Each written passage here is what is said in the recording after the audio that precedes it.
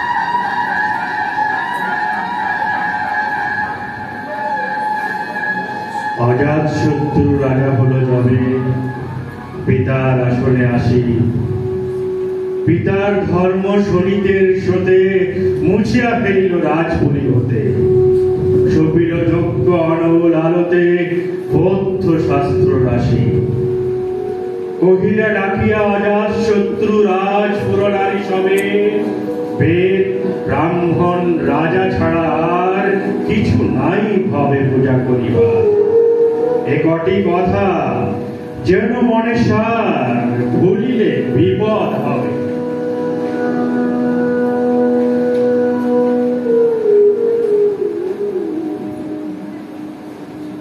সেদিন শারদ দিবাবসান শ্রীমতী নামে সে দাসী পূর্ণ শীতল শরীরে নাহিয়া পুষ্প প্রদীপ থালায় বাহিয়া রাজমহিষীর চরণে চাহিয়া নীরবে দাঁড়ানো আসি শিহরি সভয়ে মহিষী কহিলা এ কথা নাহি কি মনে অজাতশত্রু করেছি রটনা স্তূপে যে করিবে অর্ঘ্য রচনা সুরের উপরে মরিবে সেজনা অথবা নির্বাসনে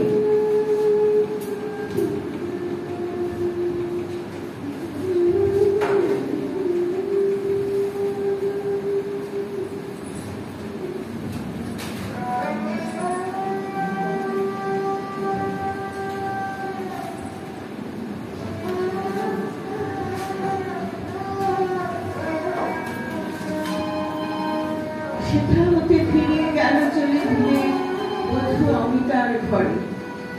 সমুখে রাখিয়া স্বর্ণ মুকুর, বাঁধিতে ছিল সে দীর্ঘ চিকুর, আঁকিতে ছিল সে যত্নে সিঁদুর শিথিল সীমার ঘরে।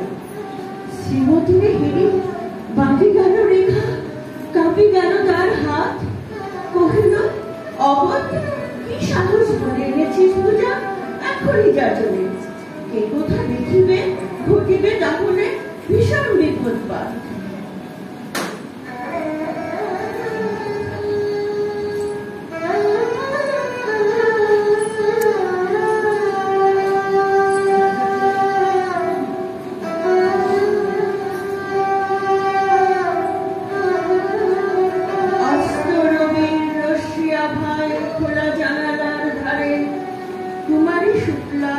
বসে একাকিনী পড়িতে নীরব কাব্য কাহিনী।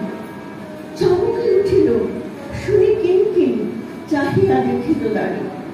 শ্রীমতীরে হেরি পথে রাখি ঘুমে দ্রুত বলে গেল কাছে।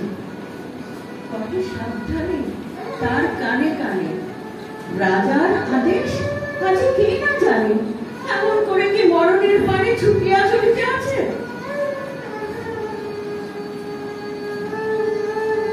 দ্বার হতে দ্বারে ফিরিল শ্রীমতী, লইয়া অর্ঘ থালি। হে পুরবাসিনী সবে ডাকি কয়, হয়েছে প্রভুর পূজার সময়। শুনি ঘরে ঘরে কেহ পায় ভয়, কেহ দেয় তারি গালি। দিবসের শেষ আলোক হিলালো, নগর সৌধ পরে তৎ জনহীন আধারে দিন। কলা কলা হয়ে নদী আরতি ঘণ্টা ধরিল প্রাচীন রাজদেবালয়ে। শারদনিশিত স্বচ্ছ তিমিরে তারা অরণ্য জলে। সিংহ দুয়ারে বাজিল বিষাণ, বন্দিরা ধরে সন্ধ্যার টান।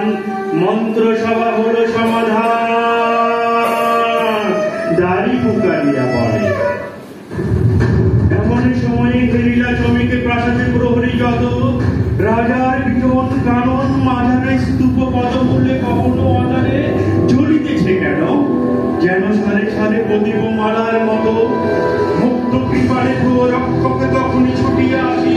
শুধালো কে ওরে তুই দুর্মতি, মরিবার তরে করিস সারতি। মধুর কণ্ঠে শুনিল শ্রীমতী, আমি বুদ্ধির দাসী।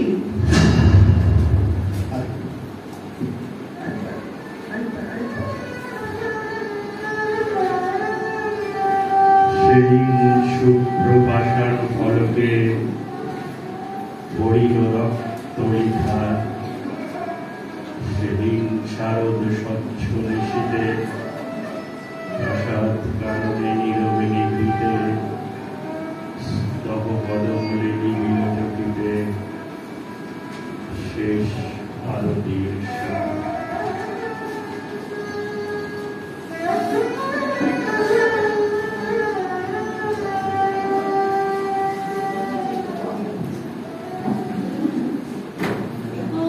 Thank you.